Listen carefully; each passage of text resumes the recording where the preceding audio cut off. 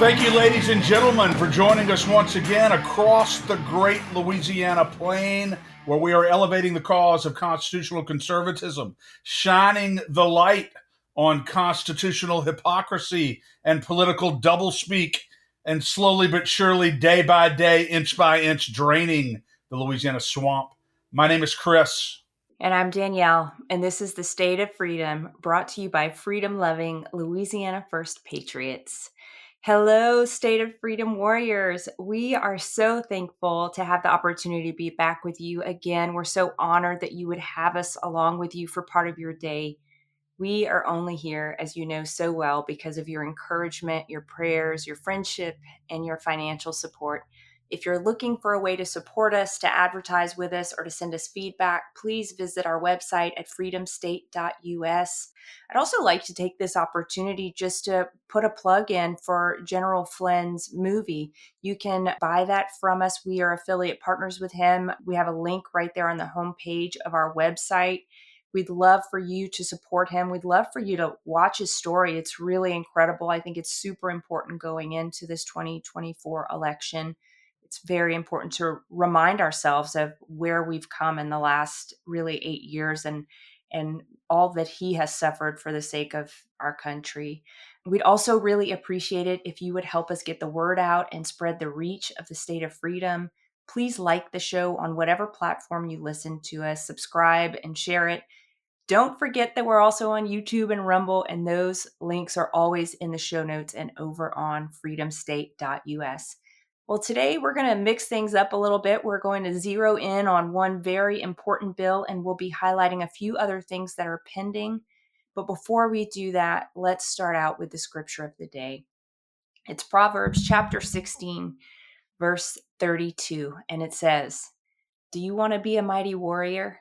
It's better to be known as one who is patient and slow to anger. Do you want to conquer a city? Rule over your temper before you attempt to rule a city." And this scripture hit me right between the eyes this morning. When we are feeling like we are working so hard and advocating for truth and righteousness, it can be so easy to allow ourselves to get angry and even stay angry about bad votes, about poor leadership, about what we view to be weakness in other people, about any number of other things. But the scriptures tell us clearly here that better than being a mighty warrior is being known as one who is patient and slow to anger. And it's true. Flying off the handle in anger rarely achieves the change we would like to see. Instead, having calm, patient, reasoned conversations and keeping our tempers in check stand to get us a lot more with a lot less collateral damage and with our character, our conscience, and our reputation left intact. So with that, I just feel like I should pray for us today, pray for everyone who might be struggling with that as I have been. So Jesus, thank you. You see us, you hear us, you offer your great grace and your forgiveness to us. I pray that you would help us to channel our anger into productive ways, into productive work, into productive conversations, and let us be known as ones who are patient and slow to anger. Help us to reflect you and your goodness. Help us to be ones who are considered to be full of grace. Yeah, because all that we see and the things that we're facing make it so difficult sometimes. So empower us, Jesus, and help us in that endeavor. We love you. Amen. Amen. And Danielle, let me tell you something. There's something to be said. I completely understand what you're saying about not being rash and not shooting off in anger, but there is such a thing as righteous anger. Yeah, And you're right. righteous anger is a manifestation of love because it's a manifestation of truth. And Jesus, Yeah, our Lord and Savior, exhibited righteous anger on more than one occasion. We just have to check our heart and make sure that our righteous anger is in fact righteous anger, and that it's not vindictive, that it's not rash, and that it's not unduly punitive. But if there was ever a time to have righteous anger, it is over the subject that we're going to be talking about this evening right off the top, because it's this is something that is so very important to really the survival of our state as a free republic. What we're going to talk about this evening, it's that Yeah. important that this and we'll get into it. But I am absolutely stunned at the way that this went down. Yeah. Yeah. Thanks, Chris. And thanks for the grace on that as well, because I just get so mad about this stuff. I get so mad. And I don't know if it's necessarily at a particular person, but it's definitely, if nothing else, it's definitely the spirit and the intent behind it that just absolutely enrages me. So we'll see if I can keep it tight this evening. I don't know. I'll try not to fly off the handle. I'm sure that you will limit your profanity. Yeah, I think so. I think so. All right. Well, as I mentioned at the top, we're going to focus on one bill, and Chris, you alluded to this, that if we don't address it, it basically makes the rest of the session a complete loss. I mean, a complete, just absolute loss. And what it is House Bill 856. It's a bill that has been brought by Representative Mike Johnson. Amendments were brought by Senator Mike Reese on the Senate floor. And frankly, those amendments got brought very quickly. The Senate did not know what they were voting on. I believe that Senator Reese's presentation of those amendments was quite misleading.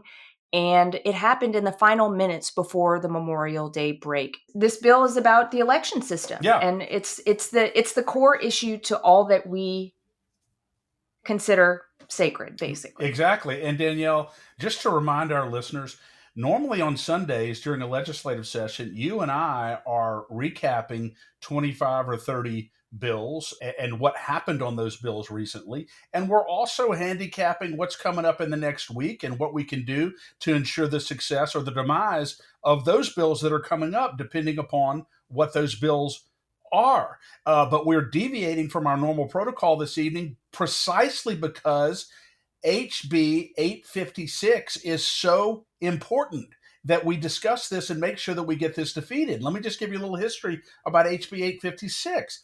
Originally in the House, Representative Mike Johnson brings a bill on the House side that simply clarifies the law that the Secretary of State is responsible for repairing and maintaining our voting system and our voting machines. Okay, yeah, that's the Secretary of State's job. That's all the bill did. Okay, so that's fine. It gets over to the Senate. We tried to get an amendment on it in the Senate that would require any voting system machines, components, or software to be manufactured in the United States, simply because we don't want China or other foreign enemies manufacturing components that go into our voting systems that can be manipulated, as we all know. It was a very important bill. So, but Senator Johnson and Senator Presley, I'm sorry, brought that amendment on the floor, but ended up withdrawing it because of all the pushback he got from everybody on what was a very, very straightforward amendment and a very important amendment so that we can keep our election systems free and immune from foreign interference. That's basically what it was. But we couldn't get that on there. But as it turns out, in the 11th hour on the Senate floor Thursday, Senator Mike Reese offers a whole plethora of amendments to the bill that essentially destroys transparency in our voting system in our state, destroys oversight on the part of the Attorney General, destroys legislative oversight over the Secretary of State in these processes and these machines that we're getting, completely eliminates the requirement that there be at least 3 third-party forensic experts who examine whatever machine-based voting system is being proposed by the Secretary of State to make sure that it is in fact safe and secure. That's gone. It essentially renders secure hand-marked paper ballots optional in Louisiana because it subjects them to, quote, legislative appropriation. So if the legislature doesn't appropriate the money, guess what? We don't have any secure hand-marked paper ballots, and we have a pure machine-based election system in Louisiana. These are all amendments, Danielle, that were offered in the last hour on the Senate floor on Thursday.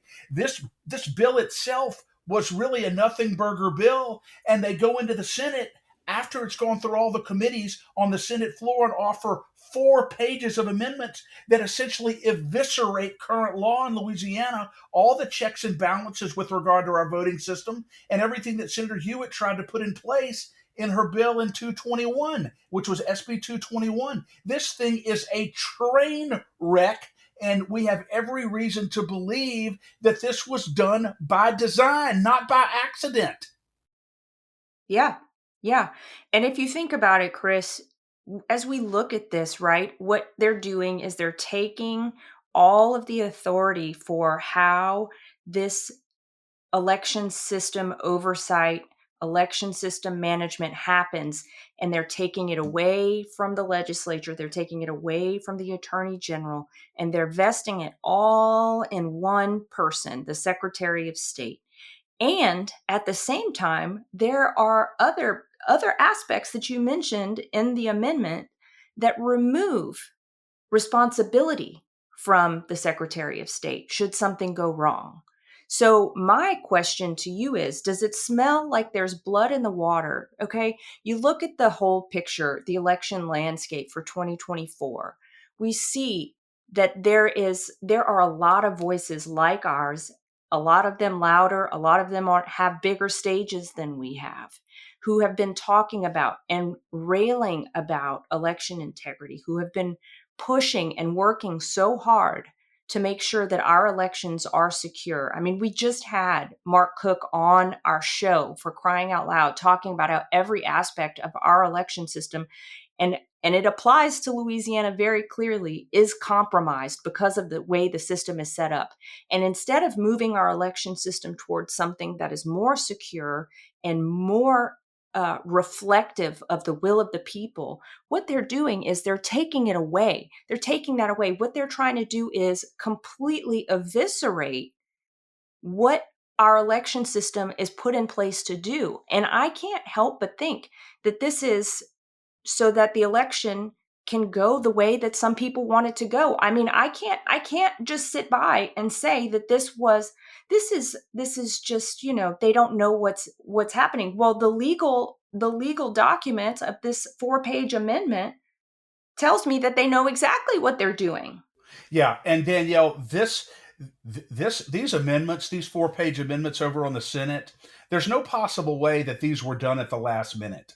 There's no possible way that they're huddled up in the Senate in there and they're saying, "Look, we need to put some amendments on Representative Johnson's bill." No, the way these amendments are written and how many there are and the length of them strongly indicates that this was well thought out beforehand, and that there's at least a possibility that the very reason why Representative Johnson brought HB 856 to begin with was simply to provide a framework to get passed and to get it over to the Senate so that they could inject all these amendments in there at the 11th hour. And I can't reiterate enough, Danielle, as you mentioned a minute ago, this consolidates enormous unchecked power in the Secretary of State to make whatever decision she wants about which vendor we're going to use, which machine based election system we're going to use.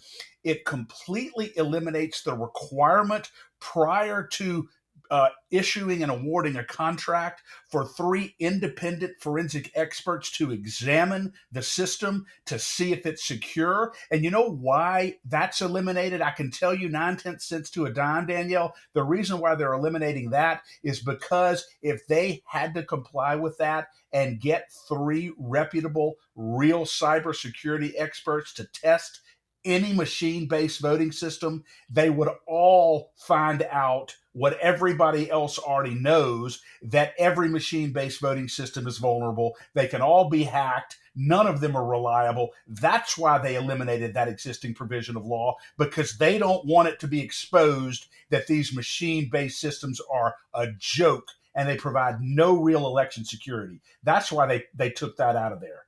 There's no question about it. Well, the other thing that's really rubbing me on this, Chris, actually, there's a couple. One is when we made that request for the American made, the requirement for American made components and software be used in the election in the election machines.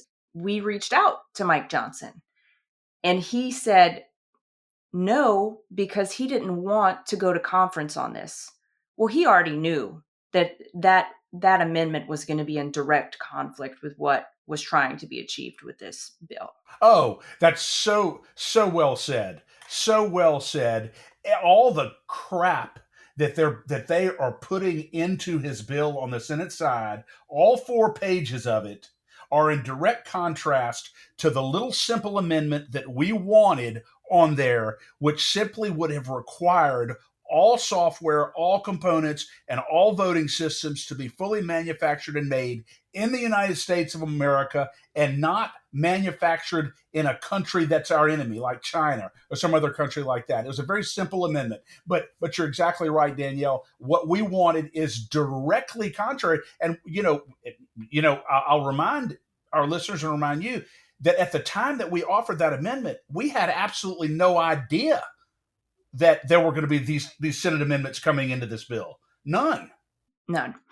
The other thing I want to mention, Chris, is that it seems to me that Secretary of State Nancy Landry is wielding a ridiculous amount of power in this legislative session. If you think about the election integrity bills that we have seen come through, every single one of them, she has put her delay stamp on. Mike Facey's Senate Bill 436 to require American citizenship when you register to vote. That, where it's sitting right now, is that it's going to be effective January 1st, 2025. Well, who cares? It could be the day after the election and it would still be the same slap in the face to all of us. That's completely insane, and that's because of Secretary of State Nancy Landry. Same thing, Representative Farnham's HB 114, the canvassing bill that hasn't quite made it, I don't think, through the Senate yet. That bill's effective date has also been revised back. They got it to be effective this year, and then it was revised back to be pushed off further. Why? So that we could have more ineligible voters on the voter rolls at the direction of the Secretary of State. And now this. Yeah, I mean, you're so right, Danielle. Look at Facey's SB 436. It to require proof of citizenship when a person goes to register to vote. Why does it take until January of 2025, Secretary Landry, to put a mechanism in place that provides proof of citizenship when someone's trying to register to vote?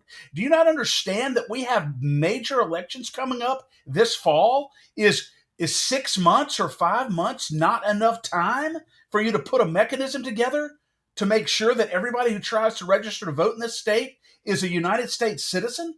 And as you mentioned, Danielle, on HB 113, on Farnham's bill, why can't we start why can't we start the supplemental canvass of registered voters in Louisiana right when the governor signs that bill? Why do we have to wait till January of 2025? We have 500,000 or 600,000 citizen people who are registered on our voter rolls who don't belong there. That's the estimate. It's a recipe for fraud. Why are we waiting until 2025 to do something about this? What is the holdup? And then now this, the coup de grace on HB 856, where she's consolidating all of this power in her own hands and doing away with all of the checks and balances and eliminating any objective source of verification to determine whether the machine system that she chooses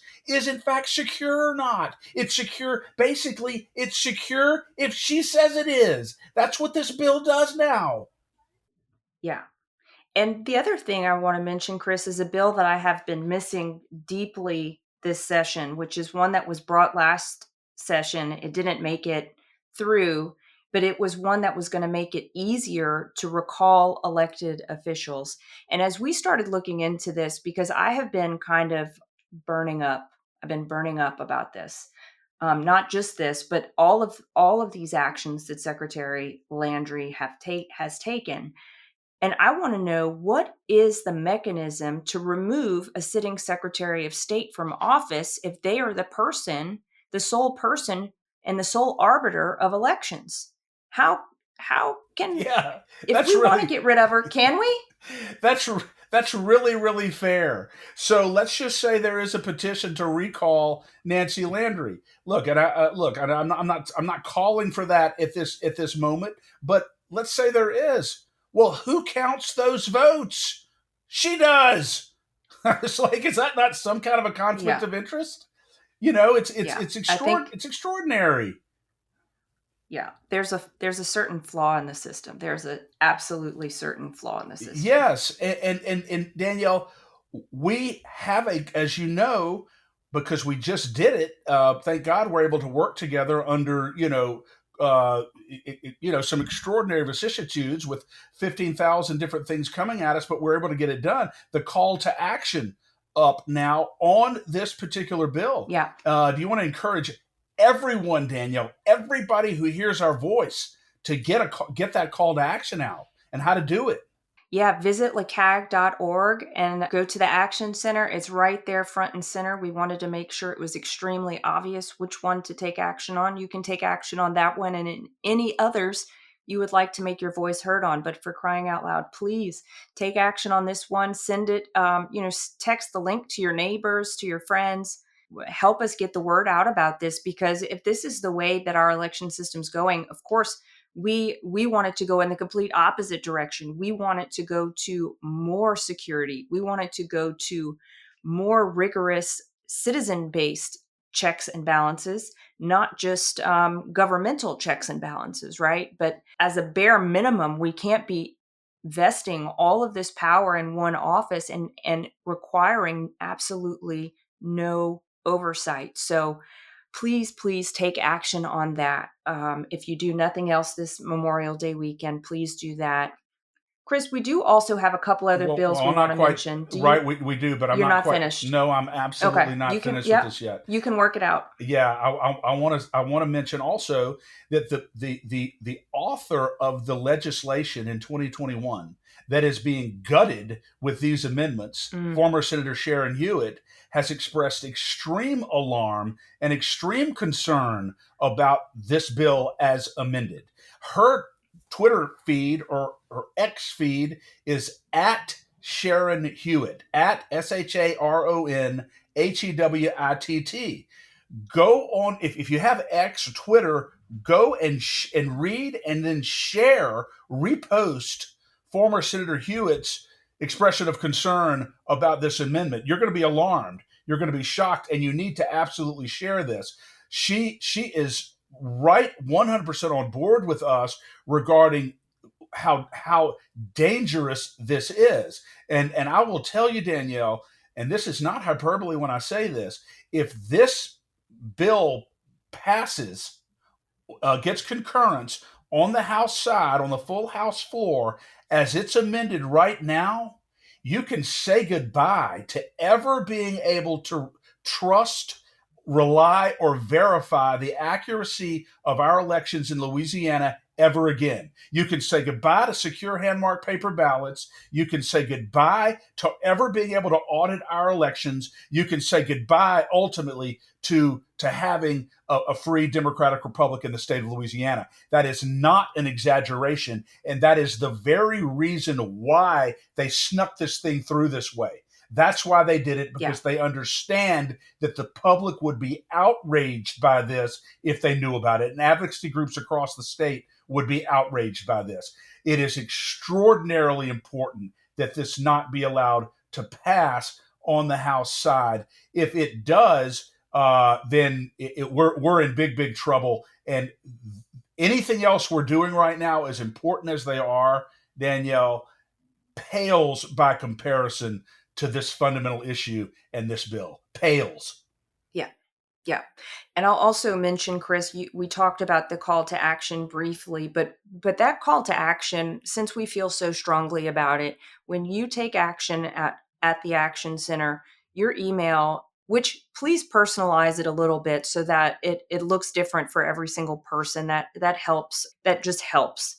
And plus you need to have your voice heard on this as well. So just take the extra minute or two and personalize it. But it's going to go to Governor Jeff Landry, AG Mural. It's going to go to Nancy Landry. It's going to go to Speaker de Villiers, and it's going to go to your House and Senate rep. And I believe it is also going to go directly to Representative Mike Johnson. And I want to say this last thing before we move on, Danielle. I cannot emphasize this enough.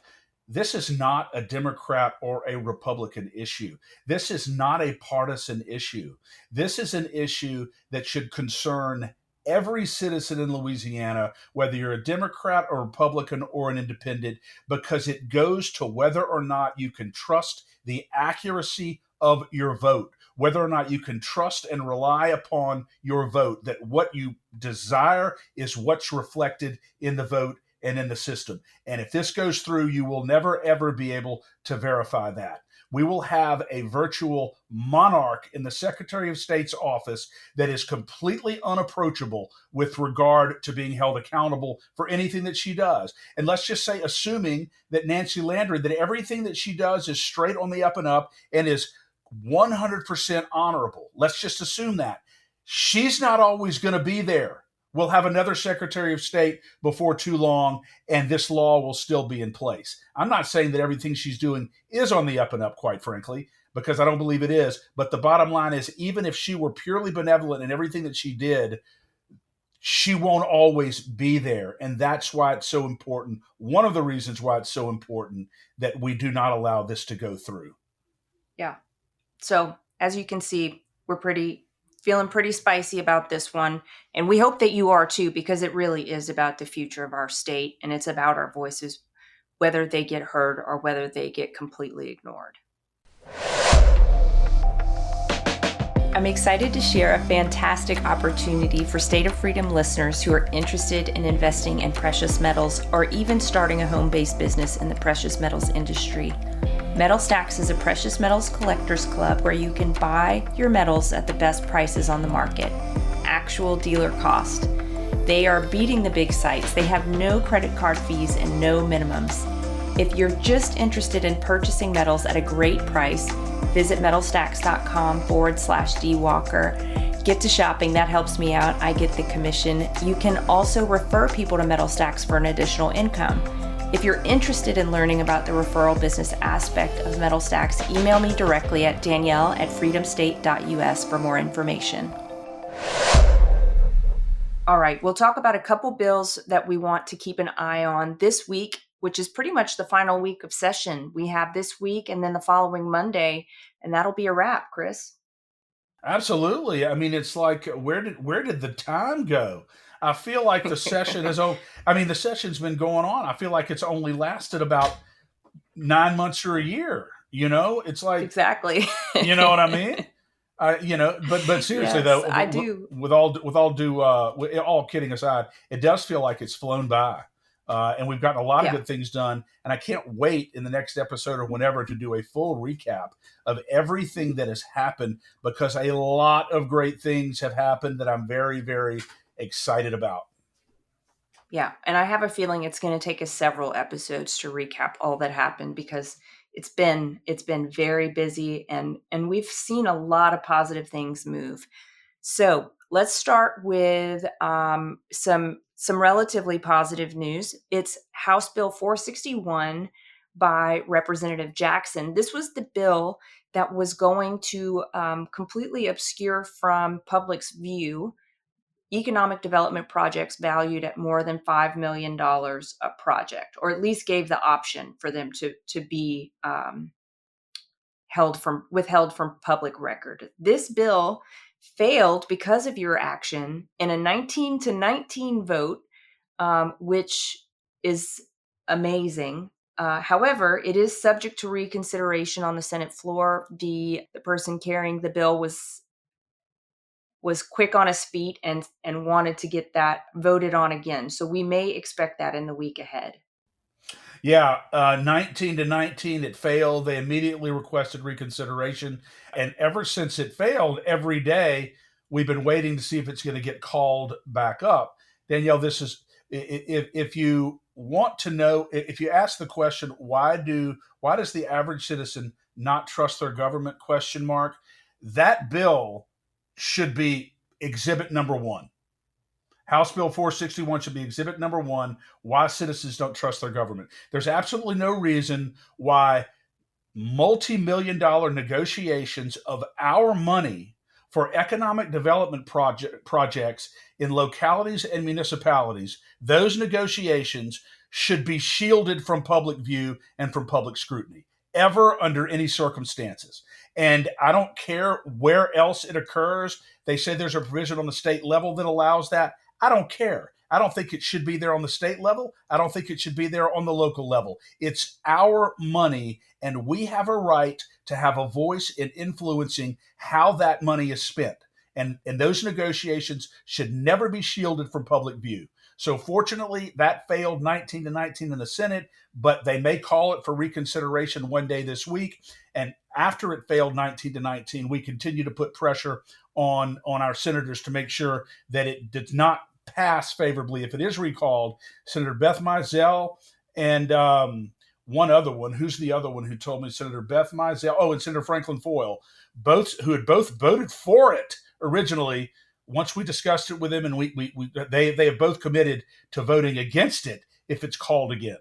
I don't know what. Beautiful. So that's a beautiful thing, but that's a horrible, horrible bill, and we're keeping a very close eye on HB 461. It is. And Chris, I listened to some of the testimony on that bill, or maybe it was some of the questions that came up on the Senate floor. And the questions posed to who carried that bill? Was it What's his name? Was it Cousin? Yeah, Cousin. Sure did. So he carried the bill, and he gave some very specific examples of why localities would want this ability, which honestly, based on his example, I could understand. It was like they were trying to fill out a economic development park, and people, they were, different companies were vying for spaces, and so anyway, they lost out to a company in Texas, or to a better deal in Texas because of some public records requests. But my point of view was, this bill, the way that it's worded, is much broader than the examples he gave. So if they wanted to tailor a bill that would protect certain types of negotiations for a very limited period of time, the period of time could be the negotiation period for certain kinds of projects, I could understand that. But that's not what this bill does. This bill goes much, much farther and opens much more up to being hidden from public view. Way, way too broad, Danielle. You're so right. The general rule should be records related to negotiations between local municipalities, local governments, and private contractors is a matter of public record. And here are some limited exceptions to that general rule. If the bill were written that way, and they explained why those exceptions needed to be there, that's one thing. But this is just a broad-based exclusion of the public from any and all economic development negotiations valued at over $5 million. And it's our money, and it's just way too broad. It's a recipe for disaster, for corruption. And I want to give a shout out to Senator Thomas Presley, who spoke very eloquently on the Senate floor against this legislation. I would encourage people, if you have a chance, to go listen to what Senator Presley said. It's exactly how we feel about it. And there's no doubt in my mind that Senator Presley's remarks on the Senate floor were very instrumental in getting this legislation defeated. Yeah, I believe so. And the number one thing he said was, there's no definition of economic development in the entire bill. So it could, in theory, every single project that a locality does would be economic development, because it's paying someone and the government is most likely getting taxes from it. Exactly. I mean, exactly. That's such economic a great development. So they don't even define it. You're right. Fantastic point. All right. Well, next up is House Bill 800 by Representative Bo Beaulieu. And this is his constitutional convention, or his convention to amend the Constitution. We haven't talked about it in a couple of weeks because it's been just kind of hanging out. Well, 3 weeks ago, it got referred to Senate and Government Affairs. And it has just been languishing there. Well, this is my take on what happened, Chris. So if we want to go back and take a little reminder tour to the first special session the one where we had to do the redistricting, the congressional map redrawing, that led us to a very unconstitutional map, which was just argued at the Supreme Court. Where, Chris, you can correct me if I'm wrong, but I believe the Supreme Court said, well, your map may or may not be constitutional, but you kind of are stuck with it now because it's too close to the election for you to change maps. Is that what happened? Well, actually, the Louisiana Supreme Court does not have any grounds to say that it's constitutional at this point because the U.S. Fifth Circuit has already said that it's not. And they have the final sway when it comes to the constitutionality of, at least the U.S. constitutionality of the map. So the Louisiana Supreme Court basically said, okay, it's not constitutional, but there's not enough time to come up with an acceptable map. So, and you got to have a map. So you have to use this one for the fall elections. And I have no doubt in my mind that had something, that part of that was because of our Secretary of State. I would imagine saying that we don't have, and maybe even the governor and the legislature saying we don't have time to come up with a map. I don't know exactly where that came from, but I don't agree that we don't have time. And why couldn't we just use the map from 2022, the one that we wanted to use originally?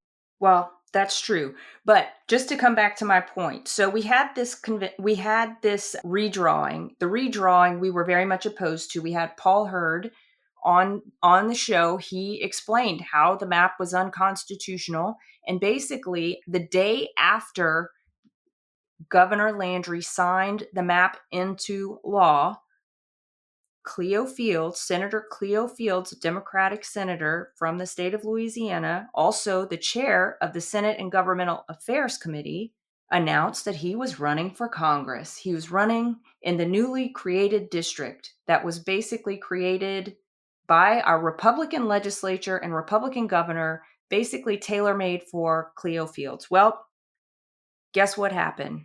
This same exact Senator Cleo Fields, who is somehow a Democrat and a chair of the Senate and Governmental Affairs Committee, appointed by a Republican Senate president, he's blocking the whole convention. He is Isn't that something? He is blocking Governor Landry's constitutional convention. A Senate Democrat chair of the Senate Governmental Affairs Committees, one of the most powerful committees in the legislature, is blocking HB 800 from getting through committee and onto the Senate floor so it could be voted on and so that we can have a constitutional convention to amend and clean up our Constitution. So, Danielle, a couple of thoughts come to my mind here. This is a textbook example, a powerful example. When you play with fire, you sometimes get burned. Why? When you control a legislature and you have a 2/3 majority in both houses, you don't appoint Democrats to Senate as Senate chairman. There's no reason to do that. And why?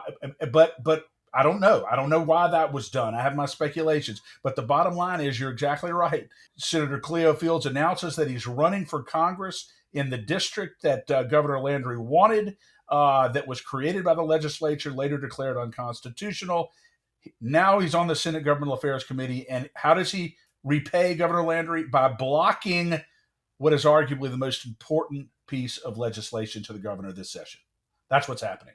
Well, and I mean, that's all you can say about it, Chris. It is what it is. And I'm just going to watch it play out because I feel like this is a show at some point, I feel like there were good intentions around the convention. I feel like there were some things that we were hoping to accomplish. And look, they still may find a way to make it happen.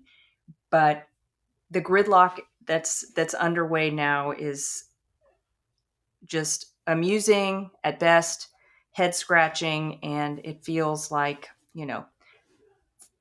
what is it called? Foist by my own petard? Just hoist by your own petard. Hoist by your own petard. You know what? Nathan Koenig, early on, our good friend Nathan Koenig, when He clocked this. He clocked this early on when we caught wind of the fact that the Republicans and the Republican Speaker in the House and Chairman of the Senate were going to be appointing Democrats as chairman of committees or in very high ranking positions on committees. He said, "What are we doing? This is ridiculous. Let's go in and pursue our agenda relentlessly here. If the roles were reversed, they would not be doing this. Let's move forward and get it done." And the response was, "Oh no, they're going to be able to work with us, number one. And number two, they're not going to be in a position to sabotage anything." Well, the Wow. example that we just talked about shows, and others we could point to, shows that that is not, in fact, the case. But Nathan Koenig, he absolutely called this one early on. Yeah, he did. All right. Well, we have 3 bills that are pending final passage. So as we mentioned last week, uh, quite a number of bills have been just opposed and opposed and opposed every time they get called up in the Senate. These 3 are among those. So hopefully, look, a lot of the bills that we were waiting on got called up and had significant debate this past week. So we don't have any reason to believe these won't be, but we would like to see action taken on those in the Action Center, just in case they need an extra push. The first one is House Bill 904 by Representative Emily Chenevert, and this is her DEI reporting bill, Chris. Yeah, and that this is simply requires educational institutions in Louisiana, public educational institutions, to report any and all information related to a pedagogical concept called diversity, equity, and inclusion, which is a very questionable and controversial leftist teaching technique. Report any and all such programs to the legislature, and importantly, itemize how much taxpayer money is being spent on these programs. Very, very important. And I don't know why it hasn't been called yet on the Senate floor. I know it was called once and objected to and passed over. So we're keeping a very close eye on this important bill this week in the Senate. Yeah. Okay, next up is House Bill 47 by Representative Kathy Edmonston, and this is her vaccine exemption notification. You might remember that Representative Domingue put an amendment on there that eviscerated the bill and actually eviscerated existing law. That was taken off of the bill, thankfully, in the Senate committee. And Representative Edmonston also managed very deftly to Representative Eccles HB 87 onto the bill as well, to save that piece of legislation. This one is still subject to call in the Senate, Chris. They've been passing it over as well. They passed it over, and Danielle, I have to remind you that 2 years ago, this exact same bill failed on the House floor because they let the clock die on it. It is not uncommon when it gets down to these last few days to allow bills to die on the vine. I hope that's not the plan on this one. This is way too important. Parents have a right to know whenever they get immunization notices from the state regarding their children. They have a right to know that they can opt out or exempt their children out of any vaccine. They have a right to know that. And that's why this bill is so important. It's been called and passed over a couple of times, objected to. So, by the way, we have a call to action up on this. Please go to lcag.org and do the call to action on HB 47. The more, the better. We cannot let this die on the vine.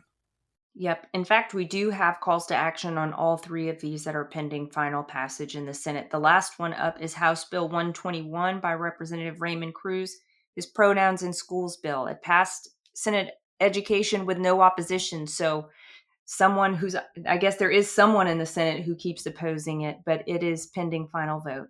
Yeah. Just call, just acknowledge what everybody knows is true. There are boys and there are girls. There are males and there are females. Boys are he. Call them by the boy name on their birth certificate, refer to them as a he, and do the same thing for girls. It's very, very simple. It's unfortunate that we need legislation in the state of Louisiana to make sure that boys are called boys and referred to as boys with boys' names, and girls are called girls and referred to as girls with girls' names. But we do because of a lot of the things we see happening in the schools. So Danielle, we got to get this through as well. And you said we do have a call to action up on this. Yeah, we do. We do. We have it on Chenevert's DEI bill, on Edmonston's vaccine exemption bill, and on Cruz's pronoun bill. So we'll put those in the show notes as well, right alongside the one, we'll put it definitely after the one for Representative Johnson's HB 856. Yeah. If there's anything that you do, we want you to take action on all four of these bills. If there's only one you can do, there's no reason why you shouldn't be able to do all four. But if you can only do one, do HB 856, because it's very, very important. Because if we don't have secure elections, if we cannot trust our vote, and if we don't have the checks and balances in place that were envisioned in our Constitution to make sure that undue concentrations of power are not going to one agency in government or one branch of government, if we don't have those things in place, then we simply don't have a free republic anymore in Louisiana. We've got to beat this. We can beat this. And by the way, the original, you probably mentioned this earlier, Danielle, but I think the original author of the bill, Senator Sharon Hewitt, indicated to us that she feels like most of the senators, when they voted on this Thursday, really did not understand what these amendments were doing because they weren't presented to them by Senator Reese. He stood up there for a minute and 30 seconds and basically kind of downplayed what the amendments did, didn't explain them, and the senators are like, okay, well, this is innocuous, and they all voted for it. They didn't know what they were voting for. Yeah. So I did not mention that this call to action will also go to your state senator, because I happen to believe that if your state senator finds out that they were misled, they might be pretty angry about it, and they may be putting pressure on other people to do something about it, because the way that went down, in my view, is not right. Yeah, this is a rally call for patriotic Americans to take action. And we're not asking you to do a whole lot, but what we are asking you to do is extraordinarily important. Yes, very important.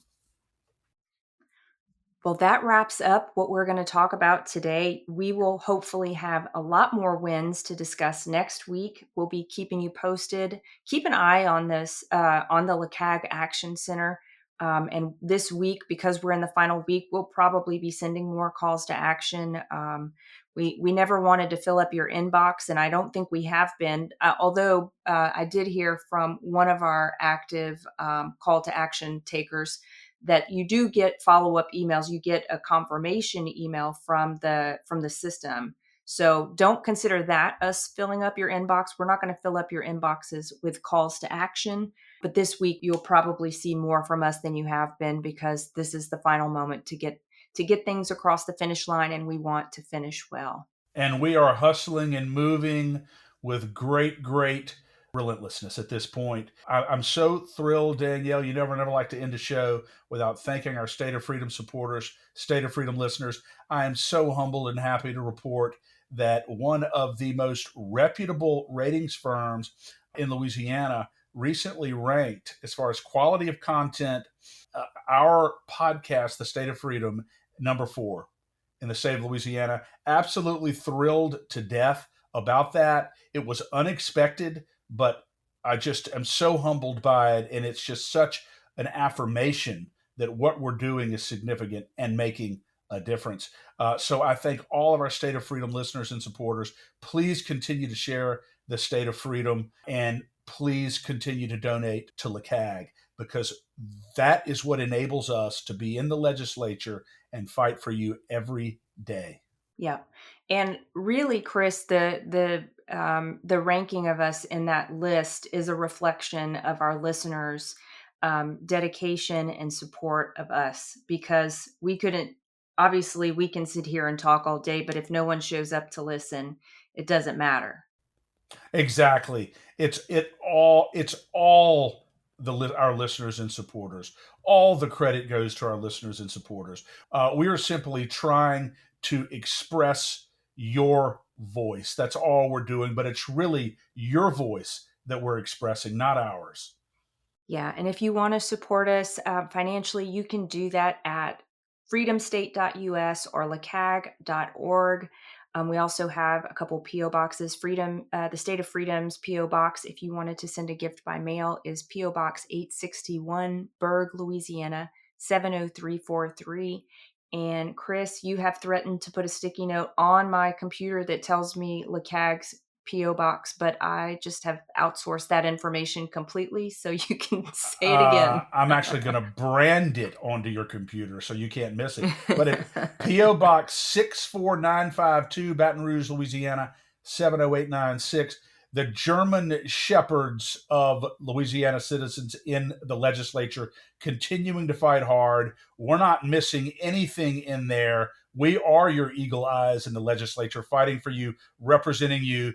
God knows all of the big special interests have their voice down there in droves, and you now have your voice, relentless and confident and warrior-like, in the legislature, and that's the Louisiana Citizen Advocacy Group. So continue to support us.